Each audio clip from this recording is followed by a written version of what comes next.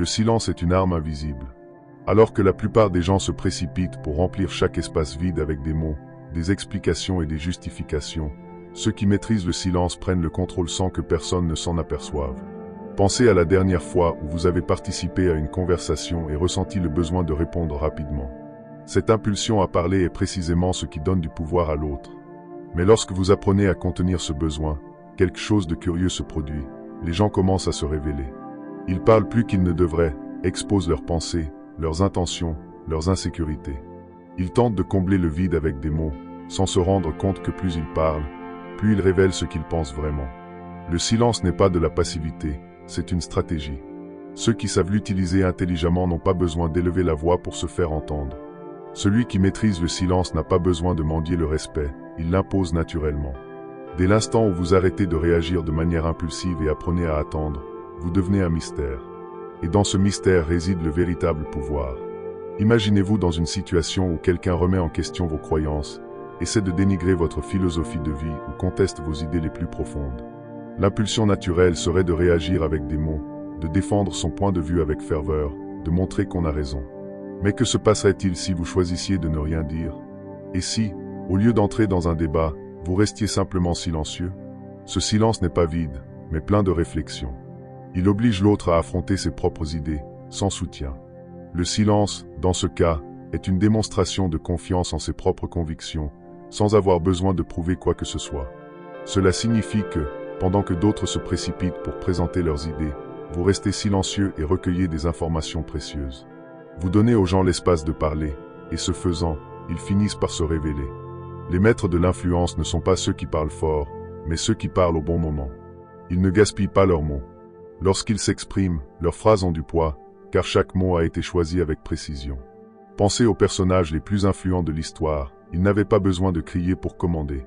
Ils connaissaient le pouvoir d'une pause, d'un regard, d'un moment de silence avant de parler. La raison est simple, le silence crée l'anticipation. Il incite les autres à prêter plus d'attention. Il vous donne un air de mystère et d'autorité. Napoléon il a dit, « Celui qui se maîtrise est plus grand que celui qui remporte 1000 batailles ». La maîtrise de soi commence ici, dans la capacité à rester silencieux quand tout le monde s'attend à ce que vous parliez. Parler moins ne signifie pas en savoir moins, mais en savoir plus. Parce que pendant que les autres parlent, vous observez. Pendant qu'ils s'exposent, vous collectez des informations. Pendant qu'ils essaient de vous impressionner, vous calculez votre prochain mouvement. Et quand vous parlez enfin, les gens écoutent, car ils savent que vous ne perdez pas de temps en vain mots. Napoléon il a également déclaré, « L'autodiscipline commence par la maîtrise de ses propres pensées. Si vous ne contrôlez pas votre esprit, vous ne contrôlez rien d'autre. » Quelle est la plus grande preuve du contrôle mental? Le silence. Quand quelqu'un vous insulte, à quoi s'attend-il? À une réaction. Il veut vous voir exploser, perdre le contrôle, réagir dans le feu de l'émotion. Mais lorsque vous restez silencieux, vous désarmez complètement l'autre personne. Le silence est une arme, car il crée un vide. Et ce vide doit être comblé, mais cette fois, ce ne sera pas par vous, mais par l'autre personne. Celui qui vous insulte commence à se remettre en question. Pourquoi n'a-t-il pas réagi? Celui qui vous met la pression commence à douter. Est-ce que j'en ai fait trop? Quiconque essaie de vous manipuler se rend compte qu'il n'a aucun pouvoir sur vous. Napoléon il a également affirmé que personne ne peut vous faire de mal sans votre permission. Qu'est-ce que cela signifie? Que votre réaction est la seule chose qui donne du pouvoir aux mots des autres. Imaginez une situation où quelqu'un vous provoque publiquement. On s'attend à ce que vous vous défendiez, que vous vous battiez, que vous perdiez votre sang-froid. Mais si vous restez silencieux, quelque chose de fascinant se produit. L'agresseur commence à ressentir le poids de ses propres actes. Le public se rend compte que vous avez réellement le contrôle de la situation. Vous projetez l'image de quelqu'un qui n'est pas facilement ébranlé. Cela impose le respect, car les personnes puissantes ne sont pas réactives. Elles ne laissent pas leurs émotions dicter leurs actions. Le silence, dans ce cas, parle plus fort que n'importe quelle réponse. Et ce n'est pas seulement face aux insultes. Dans les moments de pression, lorsque tout le monde autour de vous est agité, désespéré de trouver une solution, la personne qui reste calme et silencieuse est considérée comme la plus forte. La plupart des gens réagissent instantanément aux émotions.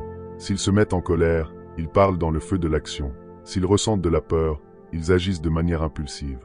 Mais les vrais stratèges font le contraire. Ils deviennent silencieux lorsqu'ils se sentent en colère, ils se taisent lorsqu'ils ne se sentent pas en sécurité, ils restent silencieux lorsqu'ils sont sous pression. Savez-vous pourquoi?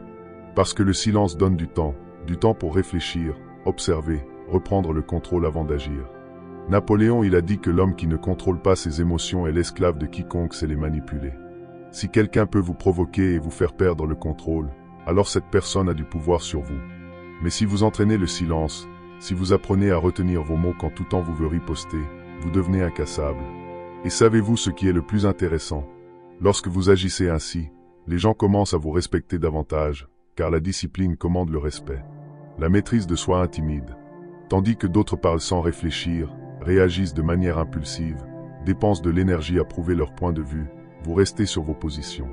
Et lorsque vous déciderez enfin de parler, vos mots auront du poids, car ils viendront du calme, de la stratégie et d'une maîtrise de soi absolue.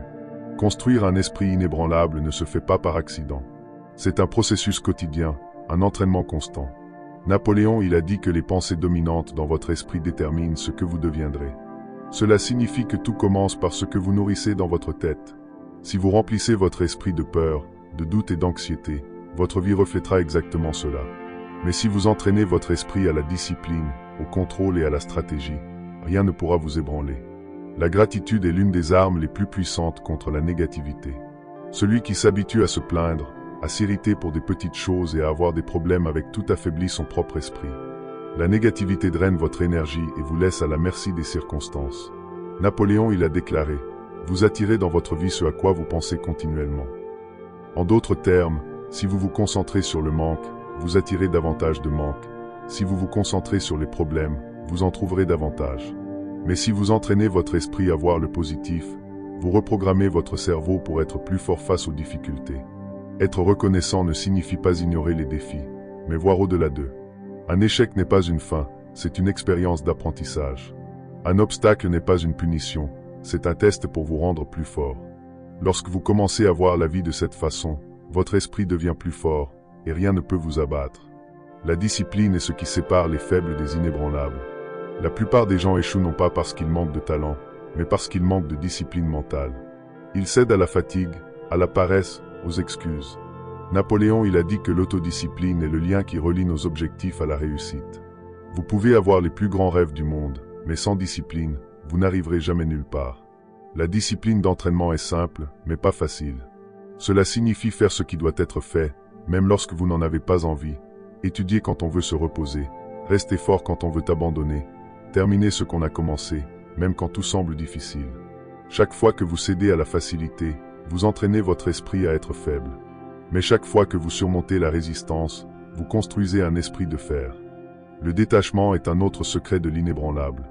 La plupart des souffrances proviennent de l'attachement, attachement aux opinions des autres, attachement à l'idée que tout doit se dérouler comme prévu, attachement au désir de contrôler ce qui ne peut pas être contrôlé.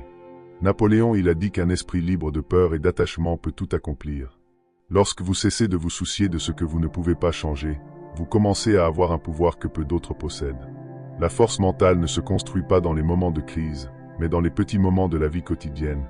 Quand vous choisissez de rester silencieux au lieu de vous disputer, quand vous restez calme alors que tout le monde autour de vous perd le contrôle, quand vous persévérez même quand tout temps vous veut abandonner. Ce sont ces choix quotidiens qui construisent un esprit inébranlable. Napoléon, il a dit que la persévérance surmonte la résistance. Si vous entraînez votre esprit à être fort chaque jour, lorsque la vie vous mettra à l'épreuve, votre esprit sera déjà préparé. Au final, vous avez deux choix, continuer à être l'otage de vos émotions ou décider que votre esprit sera votre plus grande force. Le véritable pouvoir ne cherche pas à attirer l'attention. Il se déplace silencieusement et stratégiquement. L'idée selon laquelle nous devons constamment démontrer nos intentions, nous mettre en valeur ou rechercher une validation par des mots est le reflet d'une faiblesse. Les personnes qui manquent de confiance en leurs capacités ou en leurs projets sont celles qui parlent trop. Elles recherchent l'approbation, elles cherchent à s'assurer que les autres voient leur valeur avant même d'avoir quoi que ce soit de concret à montrer. Mais ceux qui comprennent vraiment le pouvoir du silence savent qu'agir sans fanfare est la clé d'un véritable contrôle. Napoléon, il a dit que ce que vous faites, plutôt que ce que vous dites, détermine votre valeur. La véritable force ne consiste pas à montrer ce qu'on fait, mais simplement à le faire. C'est l'exécution, et non l'explication, qui génère des résultats durables. Plus vous parlez de vos intentions, plus vous ouvrez la porte à la critique, au doute et, souvent, au sabotage.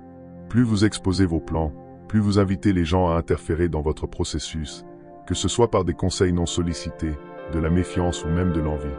Moins les gens en savent, plus vous avez de contrôle sur le récit. Lorsque vous révélez tout, vous transmettez le récit aux autres. Ils commencent à façonner la perception, à prendre des décisions à votre sujet en fonction de vos paroles et non de vos actions.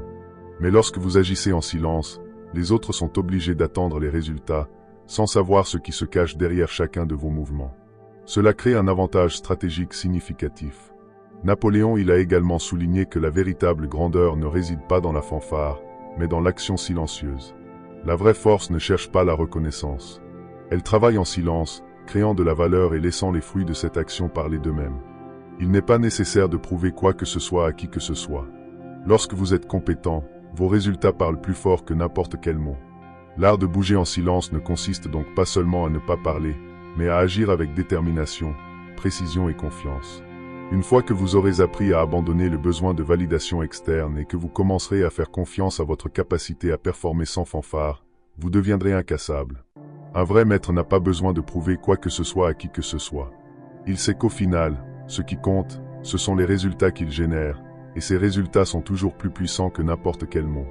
Alors, la prochaine fois que vous vous retrouvez dans une situation où la tentation de vous justifier ou de montrer ce que vous faites est grande, rappelez-vous que le véritable pouvoir réside dans le fait de ne pas avoir à expliquer, mais simplement de le faire.